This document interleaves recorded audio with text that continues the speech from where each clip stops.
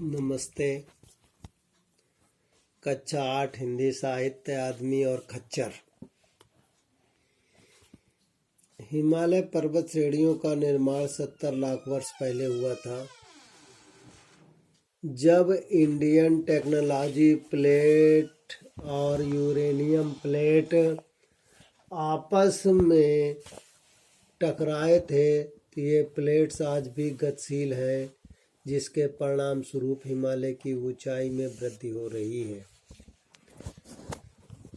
जहाँ धरती पर चारों ओर मोटी बर्फ है, कई दिन तक धूप न मिले, ईंधन भी पास न हो, खाना गर्म न किया जा सके, आदमी के प्राण आग की चिंगारी और लौ के लिए तरसते हों, जीवन की पहचान ऐसे कठिन स्थितियों में ही होती है। क्या हमें विषम परिस्थितियों में जीने की उम्मीद छोड़ देनी चाहिए? आदमी और पशु का स्वभाव, रोमांच, पर्वतारोहण, साहस, भोजन की आवश्यकता, सौहार्द, सहायता और सहचर और रोमांच। लाहौल घाटी की दुर्घटना अप्रत्याशित या मौसम के अनुमान की रिपोर्ट के विरुद्ध भयंकर हिमपात घाटी के ऊपरी भाग में हो गया और हम लोग फंस गए। उस प्रदेश के लिए मनाली से 24 घंटे में होने वाले मौसम की सूचना ब्रॉडकास्ट की जाती है। मनाली समुद्र तल से 5-6 हजार फुट की ऊंचाई पर है। हमें विश्लेषण के लिए 12,000 फुट की ऊंचाई पर नमूने लेने थे।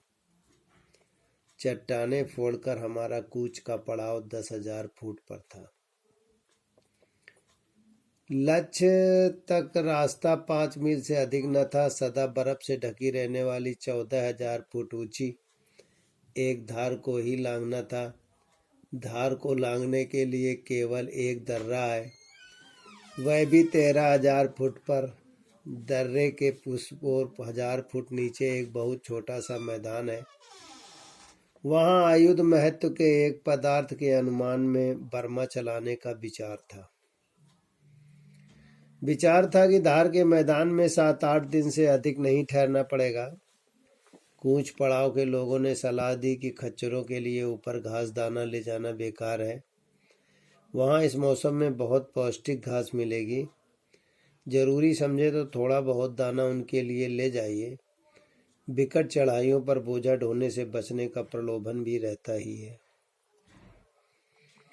नए स्थान पर सूर्यास्त से जितना पूर्व पहुंचा जा सके अच्छा रहता है। सूर्य का प्रकाश रहते स्थान को समझने और अनुकूल बना लेने में सुविधा रहती है। ग्रुप लीडर ने तड़के ही कुछ अंधेरा रहते नाश्ता दिलवा दिया।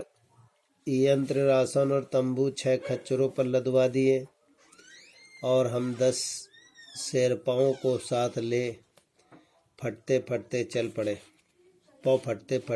पड़े।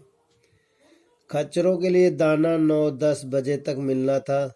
शेरपाओं का मुखिया अपने शेष 9 आदमियों और 6 खच्चरों के साथ पीछे रह गया।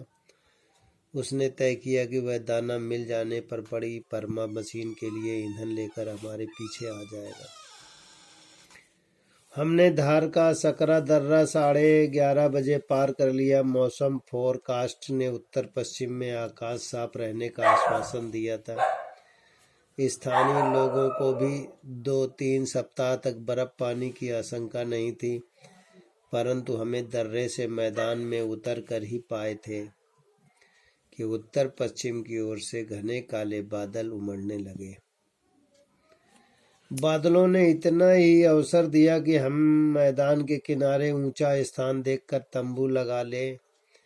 यदि हम खूंटे और तंबू खड़े करने में शेरपाओं का हाथ न बटाते तो तंबू भी नहीं जम पाते।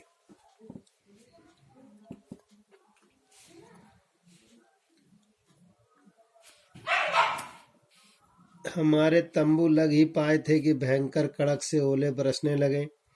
ओले इतनी तेजी से और इतने परिमाण में गिरे कि 10 मिनट में घनी ऊंची घास से ढका मैदान चांदी का विराट थाल सा बन गया। ओले धार की ढलानों और दर्रे में भी गिरे थे।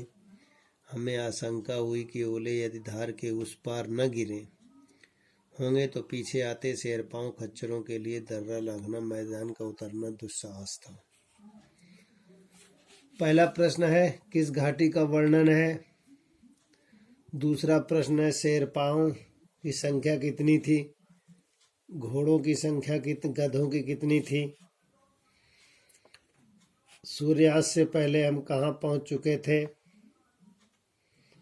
ये सब प्रश्नोत्तर विद्यार्थी लिखेंगे और याद करेंगे।